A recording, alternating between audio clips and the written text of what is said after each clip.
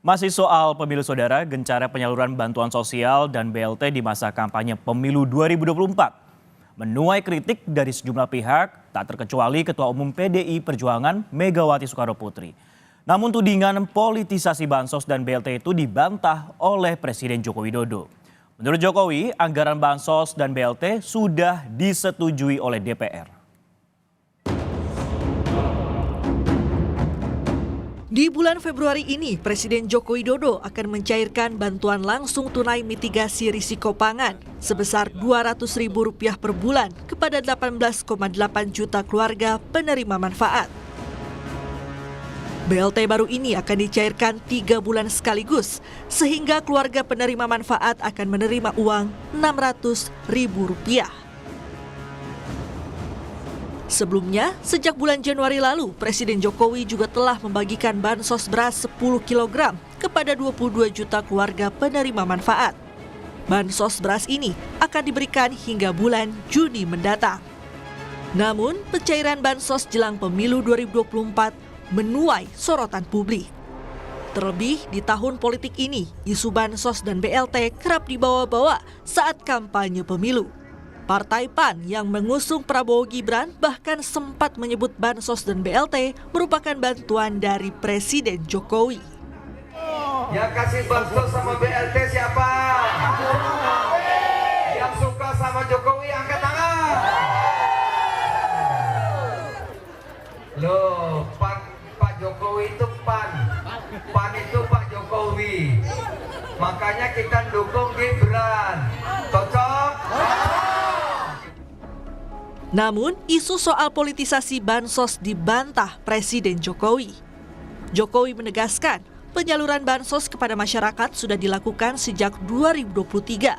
Anggaran bansos juga telah disetujui DPR. Misalnya bantuan pangan beras itu sudah sejak September. BLT itu karena ada El Nino, kemarau panjang. Sehingga juga ini untuk memperkuat daya beli masyarakat. Sehingga diperlukan memang. Tapi Pak, saat ada pandangan bahwa itu dipolitisasi sama salah satu. Oh, udah dari dulu. Itu kan sudah dari September bantuan pangannya. Gimana? Iya. Dan itu semuanya sekali lagi itu kan sudah lewat mekanisme persetujuan di DPR APBN itu. Pemerintah menetapkan anggaran bansos atau perlindungan sosial tahun 2024 sebesar Rp496,8 triliun. Anggaran bansos di tahun ini termasuk yang terbesar, bahkan melebihi anggaran bansos saat pandemi COVID-19 tahun 2021 hingga 2023 lalu. Editor Kontan Sandi Baskoro menilai tak heran jika rekor anggaran bansos pada tahun 2024 mengundang kecurigaan publik.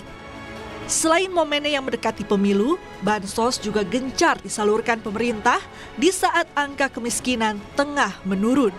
Indonesia ini kan pemerintah mengklaim bahwa tingkat kemiskinan kita itu bergerak dalam tren menurun. Dari sebelumnya itu sekitar 10%, sekarang ini sekitar 9,3% ya di Maret 2023. Nah, seharusnya yang namanya dana bantuan sosial ini kan sebenarnya bantalan untuk masyarakat miskin juga. Kenapa? Trennya itu justru meningkat di saat tren kemiskinan Indonesia itu menurun. Jadi ini juga sebenarnya menimbulkan pertanyaan, itu satu. Kita prinsipnya tidak tidak menolak dengan bansos, itu bagus. Cuma emang harus tepat sasaran juga, dan tadi lagi-lagi pemerintah tidak bisa mengabaikan keresahan publik bahwa timingnya ini tidak tepat pada saat pemilu. Sementara itu, tenaga ahli utama kantor staf Presiden Abraham Wirotomo menyatakan, anggaran bansos sudah direncanakan sejak 2023 yang diperuntukkan bagi masyarakat pendapatan rendah terdampak krisis pangan akibat El Nino. Tahun 2023 tidak hanya Indonesia tapi seluruh bumi ini, bahkan bumi ini mencatat rekor suhu terpanas sepanjang sejarah modern manusia. Oleh karena itu ada gangguan terkait dengan produktivitas pangan yang berdampak pada kenaikan harga pangan. Jadi harga beras, Mbak Livi, itu naik dari 10 ribuan ke angka 12-13 ribu per kilogram tergantung daerahnya di mana. Ini pemerintah berupaya melindungi mereka yang rentan. Oleh karena itu pemerintah memberikan tadi program bantuan pangan yang berupa beras, lalu bantuan langsung tunai yang sudah dimulai sejak tahun 2023 nih Mbak, secara timing Mbak. Timingnya itu bukan di 2024. Menteri Keuangan Sri Mulyani Indrawati juga menyinggung soal bansos yang marak dikucurkan pemerintah jelang Pilpres. Sri Mulyani ingin masyarakat tahu sumber dana yang dikucurkan pemerintah untuk bansos agar warga pembayar pajak maupun warga kurang mampu yang menerima bansos tahu dan ikut mengawasi tata kelola dana negara yang berasal dari pajak dan cukai.